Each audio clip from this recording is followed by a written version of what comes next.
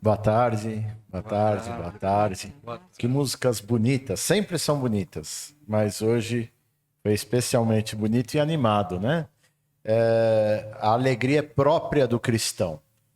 O cristão, ele é alegre. Se o cristão não for alegre, é porque ele não está entendendo direito o que é ser cristão. Nós somos alegres porque Cristo já pagou a nossa entrada no céu com seu sangue precioso. Porque nós temos um Pai amorosíssimo que é Deus. Então vamos dar início à nossa palestra. Vamos rezar uma Ave Maria? Ave Maria.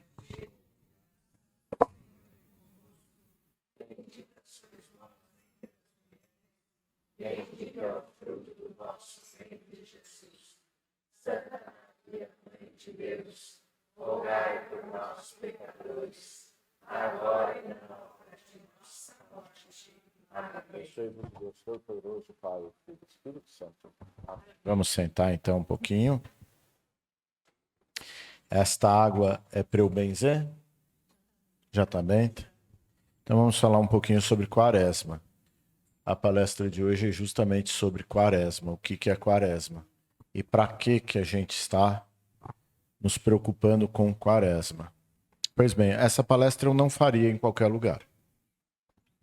Não adianta eu fazer essa palestra num lugar em que as pessoas não acreditam que elas têm uma alma imortal.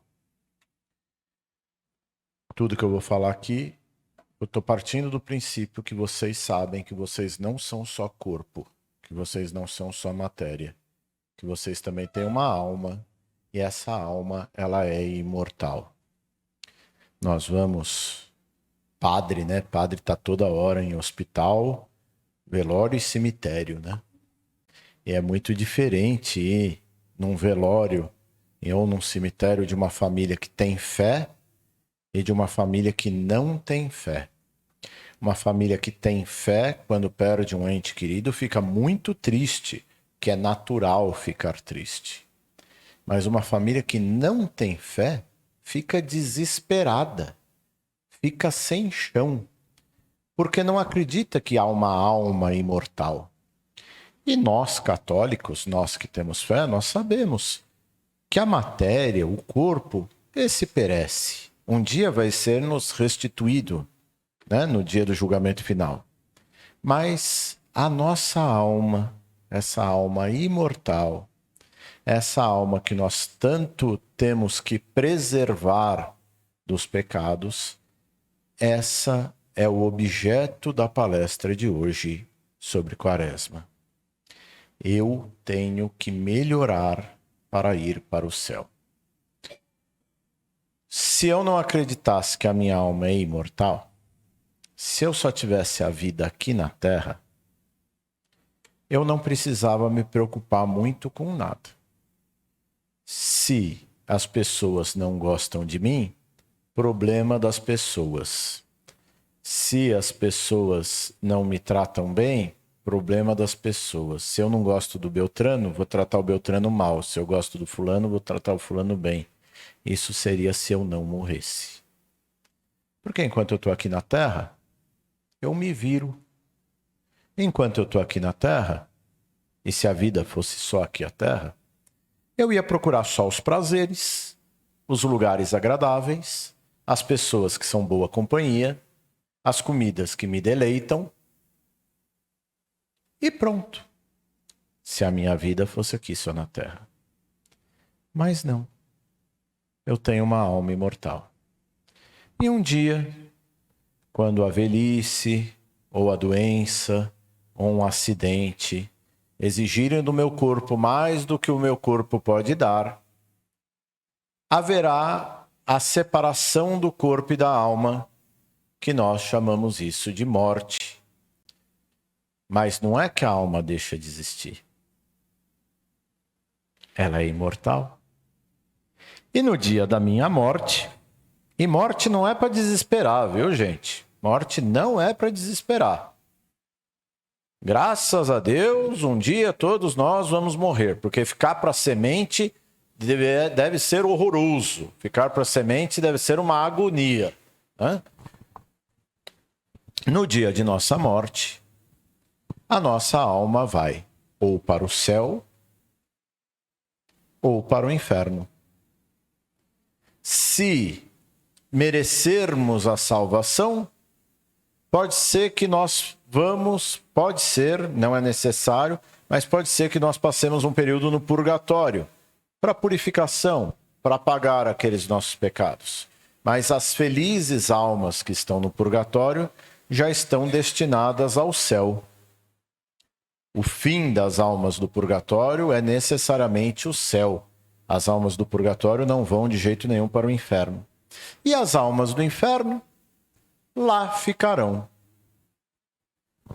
Qual que é a grande sacada da minha vida enquanto eu estou aqui na Terra, enquanto meu corpo está unido à minha alma? Primeiro, fugir do inferno. Tenho que fugir do inferno com todas as forças possíveis. E acredito que aqui eu vou estar chovendo no molhado, e hoje com essa chuva a expressão chovendo no molhado fica até redundante. Vou estar chovendo no molhado dizendo para vocês que temos que fugir do inferno.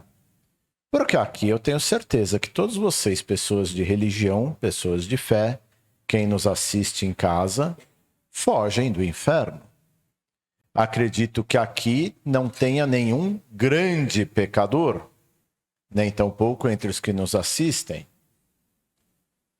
Mas a quaresma é justamente para nós, que não somos grandes pecadores, que somos pequenos pecadores. Justamente para que nós possamos entender o nosso pecado, identificar o nosso pecado, verificar aonde que eu peco com mais facilidade e consertar esse pecado. Consertar esse pecado para passar o menor tempo possível no purgatório e, se possível for, ir direto para o céu. Minha alma é imortal. Minha alma, ela não vai acabar quando eu morrer. Eu tenho que pensar no futuro da minha alma. Se eu chegasse para vocês e falasse assim: querem almoçar lá em casa amanhã? Amanhã eu vou pegar e vou fazer uma sardinha com batatas e tal. Vocês vão falar: oba, quero. Eu vou falar: só que antes tem que apanhar 2 horas. Vai ter lá um grupo de pessoas, vai dar uma surra de 2 horas em vocês antes de almoçar. Algum de vocês concordaria em ir? Não, claro que não. Que ideia besta apanhar, né? E por que pra gente a ideia de purgatório é tão fácil? Ah, não, faço aqui o pecadinho venial, mas daí eu resolvo lá no purgatório e depois vou pro céu. Não, a gente tem que querer diminuir o máximo do purgatório. Purgatório não é bolinho. No purgatório a gente não vai ficar assistindo o Silvio Santos. Purgatório é sofrido. Purgatório se sofre. Purgatório se sente dor. Se sente a dor de saber que a gente podia ter evitado o pecado e não evitou. No purgatório a gente vai sentir a dor de saber que a gente podia ter fugido daquele pequeno pecado venial e não fugiu. Só porque era venial. E daí que vem a quaresma. Vem a quaresma para eu poder vencer meus vícios e tentar melhorar na Páscoa. A quaresma ela tem 40 dias. Na verdade, a quaresma tem mais de 40 dias. A quaresma tem 44 dias, porque ao longo da história da igreja foi se mudando liturgicamente o que era o início e o que era o fim da quaresma. Mas hoje, desde o Papa Paulo VI, entende-se que o começo da quaresma se dá na quarta-feira de cinzas e a quaresma termina na quinta-feira santa, quando começa o tríduo pascal. Então a quaresma tem 44 dias. Na prática tem 47, né? Porque o tríduo pascal a gente não amolece, né? Vamos tentar entender por que a igreja nos dá esse período de 40 dias, no geral, para que nós possamos encarar os nossos pecados, buscar as virtudes contrárias aos nossos vícios e poder melhorar. Na história da salvação, o número 40, ele é muito simbólico. Se vocês lembrarem bem, quantos dias choveu quando Noé estava na arca? 40. Vocês lembram que houve a arca por um motivo muito simples. O mundo estava ruim, tinham homens ruins que faziam maldades, a criação estava ruim. Então, há o dilúvio, eles ficam 40 dias na arca e depois saem da arca e aqueles homens ruins que faziam mal já não estão mais lá. Era um período ruim, passou por 40 dias de provação e daí um momento de liberdade. O povo judeu era escravo no Egito. Ficou 40 anos no deserto e depois foi para a Terra Prometida. Era um período ruim, passou por 40 dias de privação, 40 anos de privação, e daí veio a liberdade. Nosso Senhor ficou 40 dias no deserto. Havia um período ruim, Nosso Senhor passa por 40 dias de privação e depois inicia o seu ministério público. E tantos outros exemplos que eu vou encontrar na igreja e nas Sagradas Escrituras, sempre falando dessa ideia do 40. Tem um período ruim, 40 dias, ou 40 anos, ou 40 horas, ou 40 alguma coisa de privação, e daí uma libertação. Existia, sobretudo nos Estados Unidos, era mais comum do que no Brasil, porque eu sei disso lendo o livro de padres americanos que escreveram as 40 horas de adoração ao Santíssimo Sacramento. A senhora chegou a ver 40 horas? Não chegou, né? É coisa antiga. Alguém aqui já foi em alguma 40 horas? Então, era mais ou menos comum. Os padres expunham o Santíssimo Sacramento por 40 horas. Os fiéis se revezavam para ficar 40 horas adorando o Nosso Senhor. 40 horas é 3 dias e um tantinho, né? O dia tem 24 horas. Não. 2 dias. 2 dias. Estou querendo fazer dia de 12 horas. Não. É 2 dias e um tantinho. Deixava o Santíssimo exposto 40 horas. Depois tinha uma linda missa de encerramento. Para que, como se fosse um pequeno cerco de Jericó, as pessoas naquele período de 40 horas poderem colocar para Jesus todos os seus problemas. Então vem a quaresma. A quaresma é esse momento em que eu, terça-feira de carnaval, percebo que eu, João, sou guloso. Percebo que eu sou teimoso. Percebo que eu sou preguiçoso. E daí eu falo para mim mesmo, João, você assim não vai para o céu direto, caboclo. Tem que melhorar essa sua teimosia. Tem que melhorar essa sua gula. Tem que melhorar essa sua preguiça. E daí então eu vou fazer planos durante a quaresma para vencer esses meus pecados, que são os meus pecados habituais.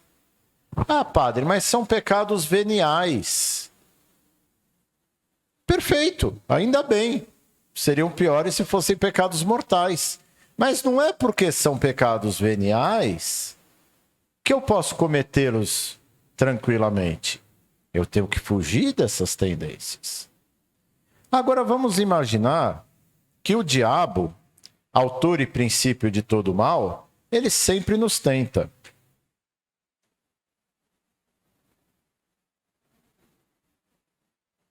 E o diabo vai me tentar, e tentou nosso Senhor Jesus Cristo, e tenta vocês todos, com as mesmas tentações que ele sempre tentou. A primeira tentação, prazer físico. O prazer físico é uma tentação do diabo. Ah, padre, o prazer físico é ruim? Claro que não. O prazer físico não é ruim. Mas se para conquistar o prazer físico eu começo a pecar, daí o prazer físico torna-se ruim. Então, para ter aquele prazer de estar com o estômago cheinho, se eu começo a ficar guloso, o prazer físico do estômago cheio tornou ocasião de pecado. Se o prazer físico de tirar um bom cochilo me leva a ser um preguiçoso, daqueles bem preguiçoso, que quando está em home office, põe a tela do computador pro teto assim, põe a câmera do computador pro teto para poder trabalhar de pijama, o prazer físico do cochilo, do relaxamento, está me levando ao pecado da preguiça, está me levando ao pecado. Se o prazer físico sexual está me levando ao pecado, bom, vamos tentar vencer o prazer físico. Então a primeira tentação do diabo vai ser o prazer físico. Prazer físico ou no cigarro, ou na cachaça, ou na comida, ou no sono, ou no sexo. O prazer físico vai ser a primeira tentação do diabo. Ele fez isso com Nosso Senhor. Nosso Senhor estava no deserto por 40 dias. E depois de 40 dias teve fome. E o diabo apareceu para ele e falou: se és o Filho de Deus, transforma essas pedras em pão. Se eu fosse Jesus, não tinha nem esperado os 40 dias. Porque eu sou guloso pra caramba. Mas Jesus, para nós, é o exemplo de um homem perfeito. E ele, ciente de que ele não precisava daquele prazer físico, ele diz para o diabo: não é só de pão que vive o homem. O homem não alimenta-se só daquilo que vai para a barriga. A gente tem uma alma. Melhor alimento do homem é o alimento da alma. Em outra passagem ele vai falar: o meu alimento é fazer a vontade do meu Pai. E de fato, o que mais nos satisfaz não é comer. O que mais nos satisfaz é alimentar a alma. Segunda tentação do diabo. Poder. O poder é uma tentação horrorosa. Porque o poder ele vem de tal forma que nós não percebemos que nós estamos pecando pela sede de poder. Porque às vezes a gente tem sede de poder por coisas tão ínfimas e tão pequenas que a gente não considera aquilo lá poder. Mas é poder. Então vou contar um pecado ontem meu para vocês. Vou confessar aqui para vocês. Ontem estava muito calor, não é verdade? Missa. Cinzas. O padre cheio de paramento. Aquele calor danado. E eu viro pro coroinha e falo: liga o ventilador. E daí o coroinha fala, padre, tiraram a extensão. Mas eu quase não dormi de raiva. Que mexeram na minha extensão. Olha que bobagem. Olha que idiotice. A missa terminou, eu não morri, não desidratei, terminei a missa. Terminada a missa, fui para casa, tomei um banho, tirei a batina, pus meu pijama. Já não estava mais com calor. O problema que era o calor já tinha sido superado. Mas quem tirou a minha extensão do lugar, essa daí não superou. O problema não era o calor. O problema foi o poder. Mexeram no poder. E se perguntarem se a gente é pessoa apegada ao poder, a gente vai falar, não, imagina. Eu sou completamente livre dessas coisas. Tá bom. Agora tira a nossa extensão que vai ver. É uma bobaginha dessa. É um controle remoto que tinha que estar aqui e não está aqui e está lá. É o meu iogurte que comeram. Quem comeu o meu iogurte? Esse iogurte é meu. O problema não é o iogurte. O problema é que alguém comeu e te desrespeitou. Nós somos assim. Nós nos apegamos a qualquer poderzinho desse tamanho. Nós adoramos poder. E foi esse o pecado do diabo. O diabo, ele vira para Deus e fala, eu não vou adorar Jesus Cristo, que é Deus e homem, porque Jesus Cristo é Deus, mas é homem, e eu sou anjo. Anjo não adora homem.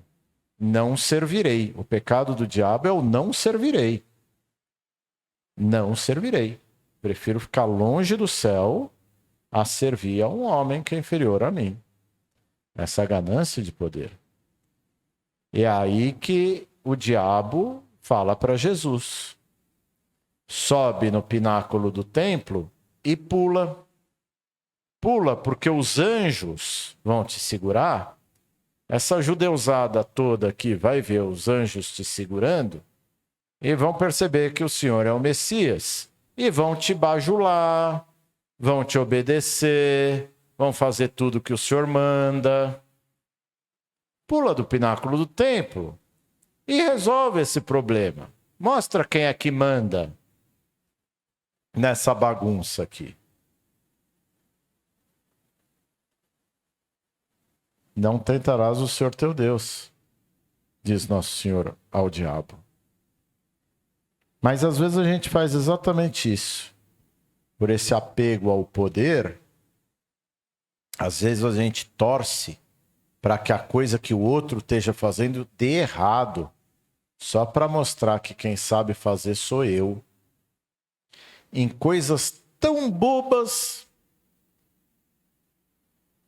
a mãe torce pro arroz da filha empapar. É bobagem, mas a gente é tão bobo, tão apegado ao poder, porque quem que é a rainha do arroz nessa família? Sou eu. Quem faz arroz soltinho nessa família? Sou eu. Se o arroz dela empapou, oba, meu arroz continua sendo o primeiro no pódio. Tentação do poder. E daí vem a terceira tentação. Ter um bem material que me dê segurança. Ter um bem material no qual eu posso me apegar. Ter um bem material no qual eu posso falar, estou tranquilo. Come, bebe, dorme, porque você tem o bem material que te assegura. E este bem material não é necessariamente dinheiro. Esse bem material não é necessariamente dinheiro. Esse bem material pode ser qualquer coisa que você esteja muito apegado. Eu, antes de ser padre, eu acho que já contei isso para vocês várias vezes, eu fui advogado. E a coisa mais engraçada que tem é quando o casal não quer se separar E daí fica arranjando problema para não sair o divórcio. Então, quando a mulher não quer separar, ela pede aquela coisa que ela sabe que o marido não vai dar. Então ela fala, o apartamento no Guarujá é meu. Dele, sim senhora, é teu. A BMW é minha. Sim senhora, é tua. O apartamento em Moema é meu. Sim senhora, é teu. Ela fala, caramba. O Jeep é meu. Dele, não, o Jeep não. O canário é meu. Não, o canário não. Leva o apartamento, mas o canário é meu. Às vezes a gente é pegado numa bobagem. Quantas brigas de família, de irmão que fica anos, décadas sem falar com outro irmão, não é pelo dinheiro, não. É pelo tapete. Pelo tapete. Não, o tapete da vovó é meu. O tapete da vovó, ela deu para mim. Bens físicos que o pó vai comer, que a traça vai destruir, que o cupim vai dilacerar. E às vezes a gente é tão apegado a essas coisinhas que nós caímos em tentação. Que nós pecamos, que nós ficamos avarentos, que nós ficamos mesquinhos, que nós não fazemos o bem por causa de uma bobaginha assim. E às vezes não é dinheiro. Diria até para vocês que dinheiro é a menor da porcentagem dos nossos apegos. Porque dinheiro é aquilo que se fala bem fungível, é um bem que pode ser substituído por outro. Então, dinheiro, a gente dá um jeito, dinheiro é fácil de dar. Dinheiro é fácil de entregar. Agora, vai tirar do seu armário e doar para caridade aquele vestido bom, aquele casaco bom. O casaco tá aqui, não fecha. Mas eu vou emagrecer 30 quilos e vou usar esse casaco. Não vai, não vai. Quando emagrecer, você compra outro. Não vai emagrecer. Dá o raio do casaco. Mas esse casaco é de couro, eu comprei na Alemanha. Dá o raio do casaco.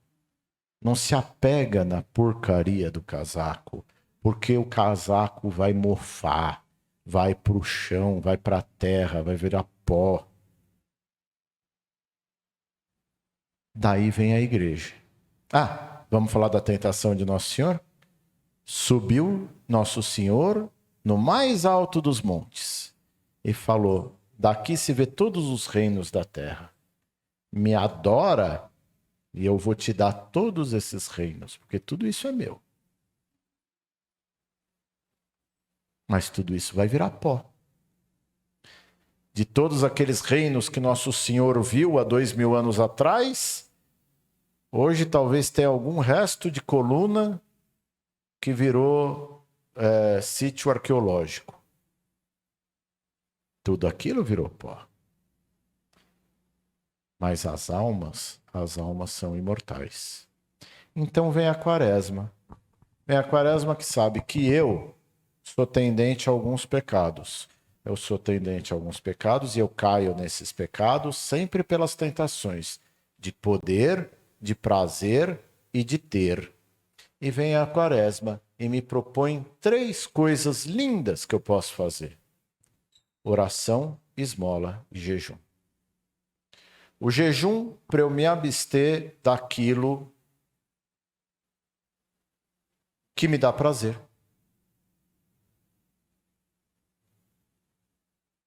Vou fazer jejum do quê?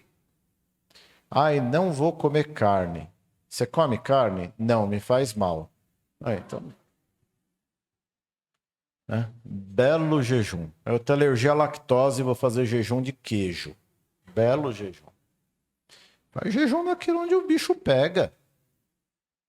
Faz jejum em doce. Quem for de doce. Faz jejum em perfume. Quem for vaidoso. Faz jejum em joia. Não vou usar joia na quaresma. Se for o caso também. Se for desafio. Para você poder dizer para você mesmo: eu não preciso dessa segurança mundana. Eu não preciso dessa segurança mundana dessa comida, da segurança mundana desse perfume, da segurança mundana desse nem sei o que. Eu não preciso disso. Eu tenho Deus, que é maior do que isso. Segundo remédio quaresmal, esmola. Esmola para dar o desapego. Então, jejum, esmola. Mas vamos falar aqui de esmola? Esmola que dói. E às vezes não estamos falando de dinheiro.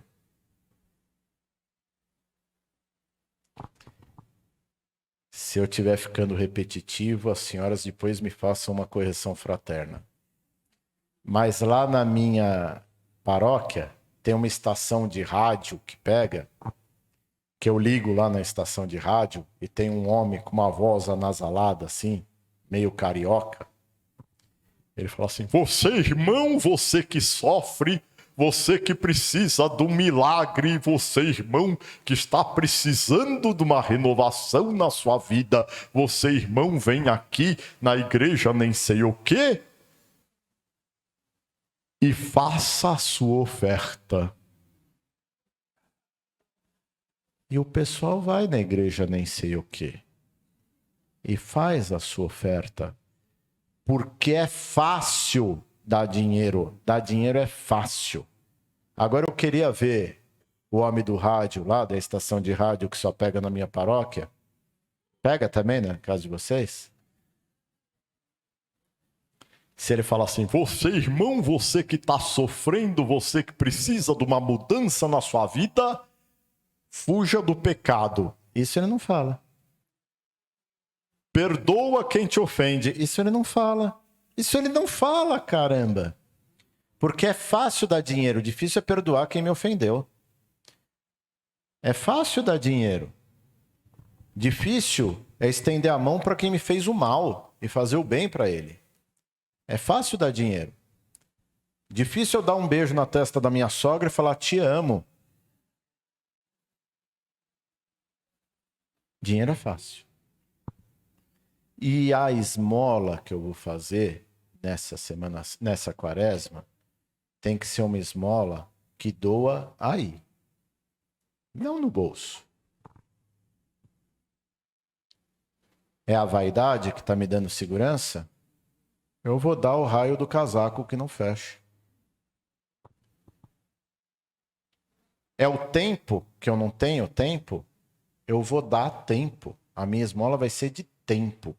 Eu vou visitar a tia chata. Eu vou na casa da tia chata. Pego, vou lá, visito ela, cumprimento ela, faço companhia para ela e ainda levo um panetone. Um panetone não, né? Uma colomba pascal. É o exercício quaresmal que Deus espera. E o terceiro, oração. Oração para combater a sensação de poder. Porque no momento que eu rezo, eu entendo que quem manda na minha vida não sou eu. No momento que eu rezo, eu entendo que quem manda na minha vida é Deus.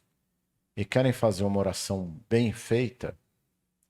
Ajoelha na frente do sacrário, no seu quarto, aonde você quiser.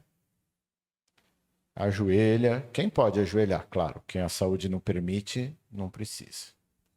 Mas fica numa posição de oração. Porque ficar no sofá assim também, com o controle remoto nessa mão e o sorvete nessa, não é oração.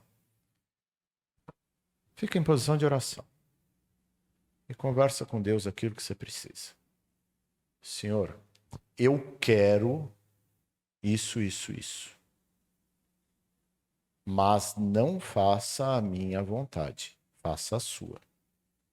E se não acontecer isso, isso, isso, como eu quero, me dê inteligência para entender por que não ocorreu isso, isso, isso.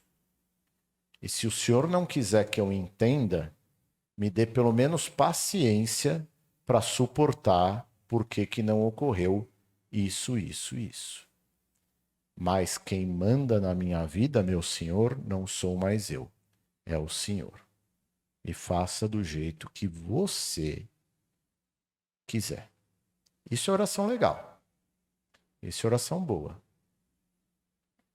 Porque daí eu estou tirando a falsa sensação de poder da minha mão e estou dando para Deus. Eu vou conseguir aquele cargo, doa a quem doer. Eu vou conseguir aquele cargo, dane-se quem estiver querendo aquele cargo. Eu vou conseguir aquele cargo, nem que eu tenha que mentir, roubar e bater. Eu vou... Bom, então você está fazendo tudo por você mesmo. Tirou Deus da jogada. Isso é a tentação mundana. Isso é o que os pagãos fazem. Nós não. Senhor, aquele cargo seria bom para mim. Por causa disso, porque eu preciso disso, daquilo e daquilo outro. Porque eu acho que eu seria adequado por causa daquilo, aquilo e aquele outro. Mas seja feita a sua vontade, não a minha. E pronto. Oração. Para entender que o poder é de Deus. E esmola. Para entender que a nossa segurança está em Deus. E jejum. Para entender que os nossos prazeres corporais, eles não são ruins. Mas eles não podem me afastar de Deus. São os 3 remédios da quaresma. Terminada a quaresma, começa esse período de Páscoa. Daí eu tenho que lembrar que eu fiz tudo isso para vencer esse pecado.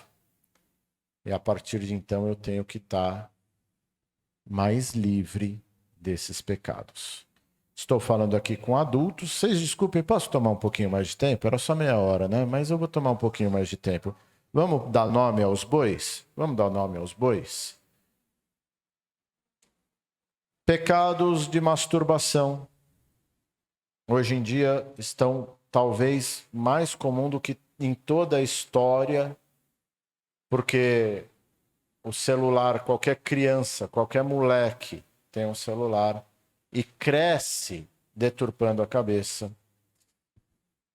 Drogas é super fácil de comprar drogas. Drogas vocês não têm dificuldade. Quando eu era moleque, a gente falava, ciclano fuma maconha. Os caras, o ciclano maconheiro. Hoje você está andando na rua, de dia, ao meio-dia, passa um sujeito do seu lado baforando maconha. Drogas está muito comum. São pecados que não estão lá na vila. São pecados que estão na nossa casa. Ganância, fornicação, embriaguez. Pecados que estão na nossa casa.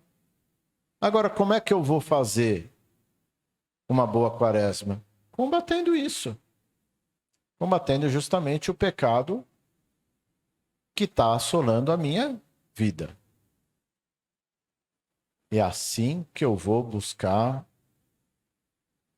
me modificar, enterrar meus vícios, enterrar aquilo que me leva para longe de Deus, para poder sair dessa quaresma e entrar na Páscoa ressuscitado como um novo homem, como uma nova mulher.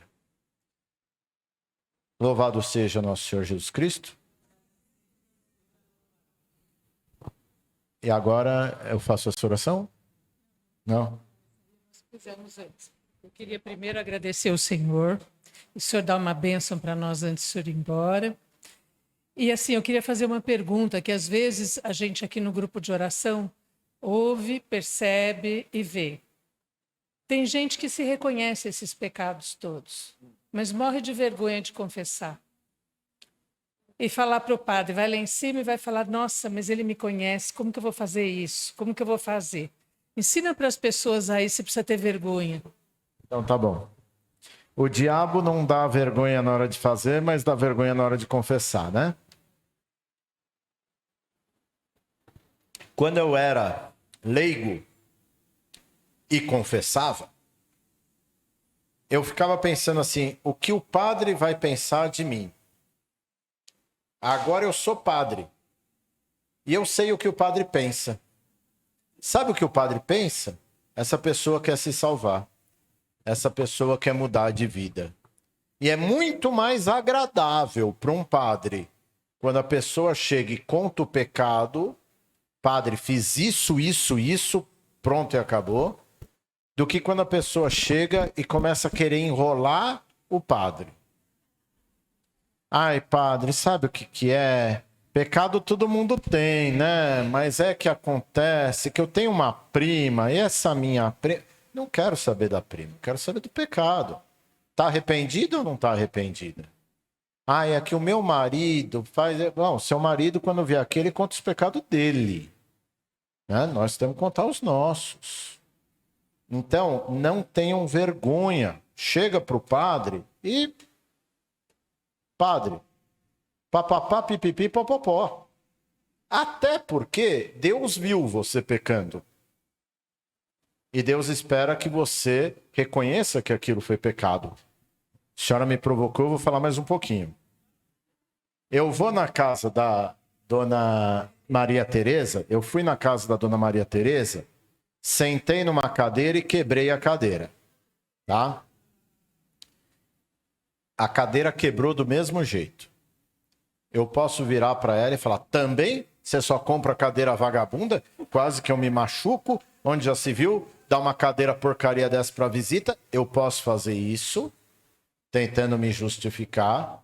E eu posso chegar e falar, Tereza, eu tô morrendo de vergonha, desculpa ter quebrado a sua cadeira.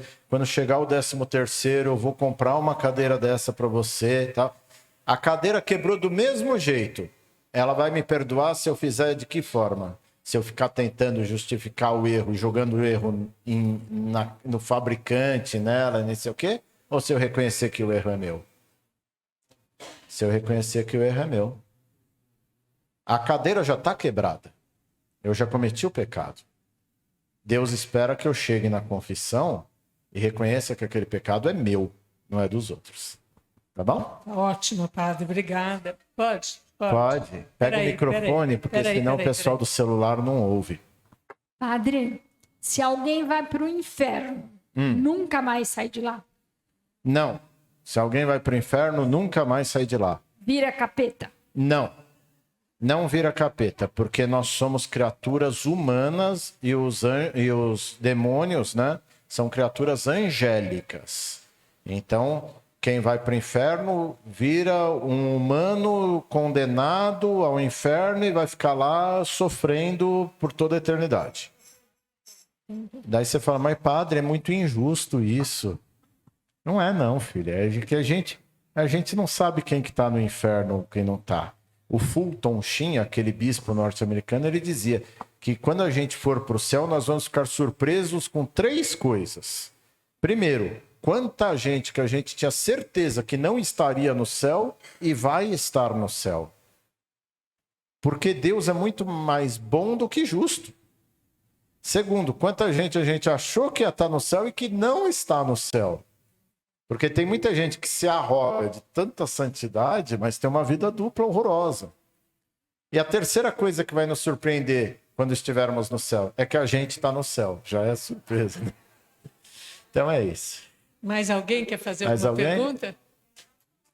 Obrigado. Deus abençoe. Vamos rezar um Pai Nosso? O Senhor esteja convosco.